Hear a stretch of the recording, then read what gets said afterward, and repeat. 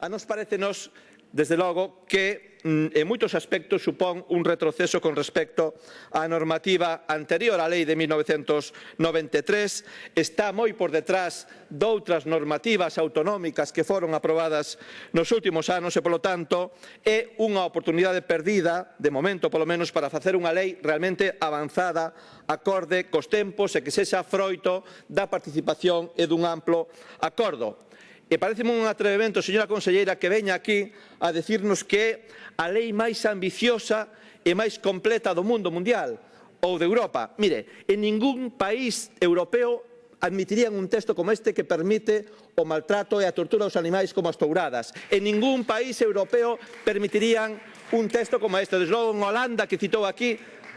en Holanda non aceptarían unha lei como esta. Polo tanto, non a poña como exemplo unha lei que permite esas barbaridades. Desde logo, é unha lei que no propio nome, na propia denominación da lei, é unha lei reducionista, porque fala de animais de compañía, cando o anterior texto falábanos da protección e benestar dos animais domésticos e salvaxes en captividade. Polo tanto, este xa é un aspecto de partida de principio que se debe corrixir e que se debe mellorar. E hai moitas outras eivas e deficiencias no anteproxecto, como puxo ademais de manifesto nun informe absolutamente demoledor e contundente a Asesoría Xurídica Xeral, que lle fixo un auténtico traxe nun informe de 82 páxinas que é absolutamente demoledor e que puxo en evidencia, por exemplo, as carencias e as deficiencias que tivo a tramitación do anteproxecto e en canto á participación ou en canto, por exemplo, á intervención do Consello Galego de Protección dos Animais Domésticos e Salvaxes en Catividade, que vostedes poñen no texto que emitira un informe ao respecto cando realmente non emitiu informe. E a nos parece extremadamente grave que un texto como este non teña un informe deste Consello Asesor. E iso é un defecto xa de nacemento, de orixe importante en canto ás carencias de participación, de información e de debate público. E tamén nos parece que houve un importante déficit de participación en canto á intervención das asociacións que traballan no ámbito da protección dos animais, senón como se explica esta avalancha que nos acaba de chegar nas últimas semanas de achegas, de emendas, de propostas de mellora e de novas redaccións ou de sustitución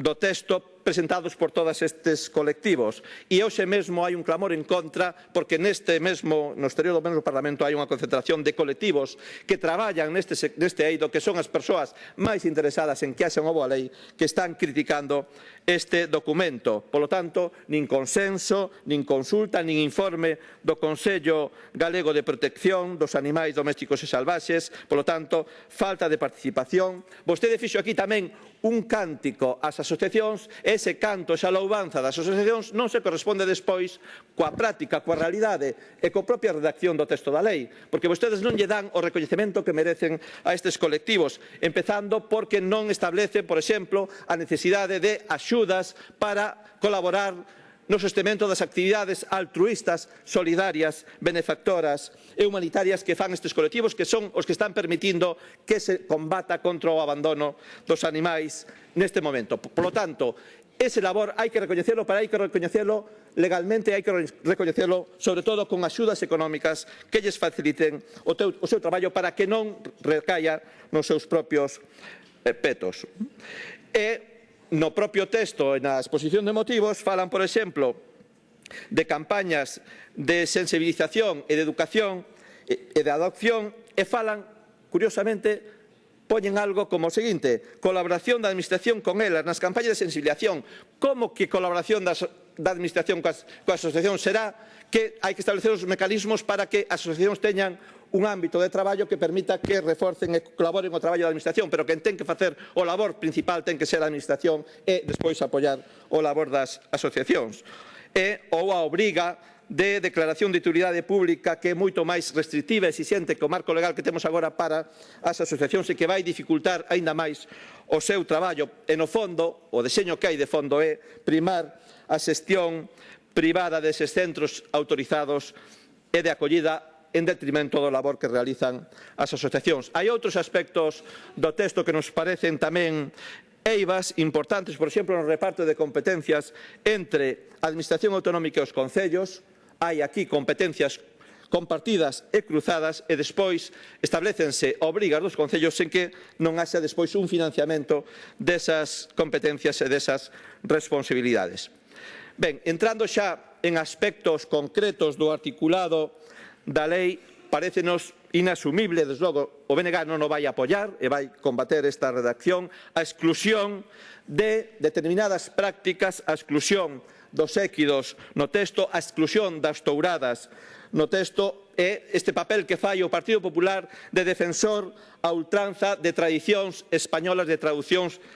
de maltrato, de tradicións de violencia e de maltrato animal. Mire, voulle ler un texto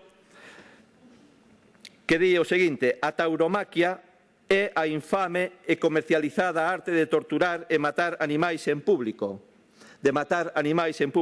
Este texto foi redactado pola UNESCO, a Organización das Nacións Unidas para a Educación, a Ciencia e a Cultura. Tomen nota, aplíqueno no Estado español, aplíqueno en Galiza e proíban ese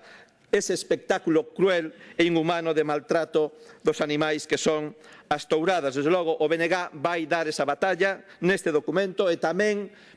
coa tramitación da proposición de lei que presentou neste Parlamento na anterior legislatura e tamén na presente para que se aprobe unha lei que proíba as touradas en Galiza. E tamén queremos estender esa prohibición a outras prácticas de maltrato dos animais en espectáculos públicos, porque o texto fala de prohibicións xenéricas, por exemplo, a utilización de animais en pelexas, festas, espectáculos ou calquera outra actividade que leven consigo malos tratos, crueldade ou sufrimento e despois permítense este tipo de prácticas como as touradas. Tamén nos parece incompleta e mellorable a redacción a respecto dos animais en circos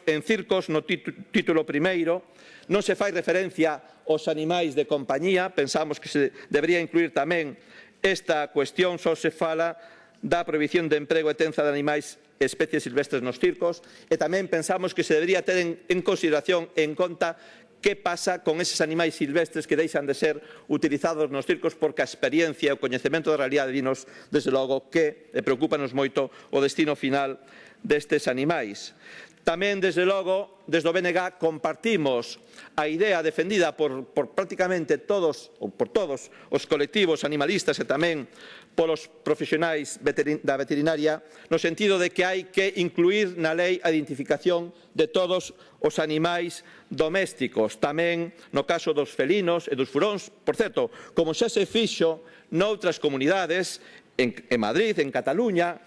en Cantabria, en Asturias, que desde logo van moito máis avanzadas que Galiza nesta cuestión. Polo tanto, non veña aquí a presumir dunha lei tan avanzada que vai por detrás de outras que se foron aprobando nos últimos anos. A identificación debe facerse por razóns de prevención do maltrato e do abandono e tamén por razóns, desde logo, sanitarias. Tamén nos preocupa moitísimo a redacción que se lle dou no texto á cuestión da eutanasia e a vinculación, de alguna maneira, implícita co sacrificio. Pensamos que é unha redacción intencionadamente ambigua que inclúe supostos demasiado amplos que poden ser realmente un coadeiro para o sacrificio e onde hai tamén fálase de razóns motivadas de sanidade animal, de sanidade pública, de seguridade das persoas e medioambientais para a eutanasia. Non sei a que se refiren coas razóns medioambientais para a eutanasia, pero a nos parecenos que por aquí pode haber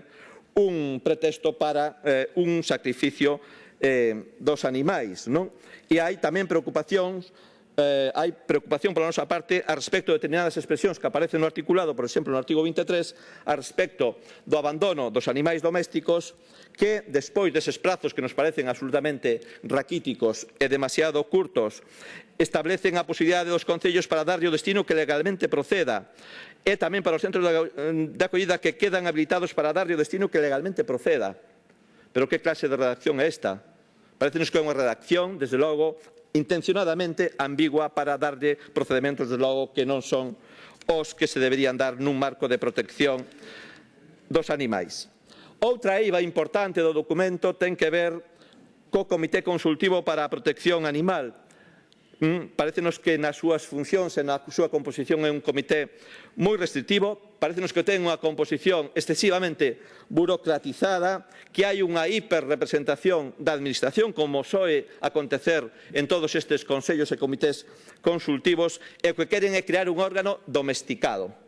Vostedes queren crear un órgano domesticado que non faga seguimento, que non faga avaliación, que non faga asesoramento, que non faga actualización e desenvolvemento normativo e, sobre todo, que non faga propostas de políticas públicas avanzadas, realmente avanzadas, que é a función que debería ter un consello asesor, un consello consultivo destas características. Parécenos tamén que, en canto ao regime sancionador, é un texto moi mellorable e o BNG, desde logo, fixo emendas nese sentido. Por exemplo, a redacción con respecto á prohibición e á sanción para as persoas que alimenten animais na vía pública parécenos unha aberración, parécenos que teñen, desde logo, que cambiala, que non poden poñer nun texto esta cuestión, igual que a prohibición de recollida de animais abandonados,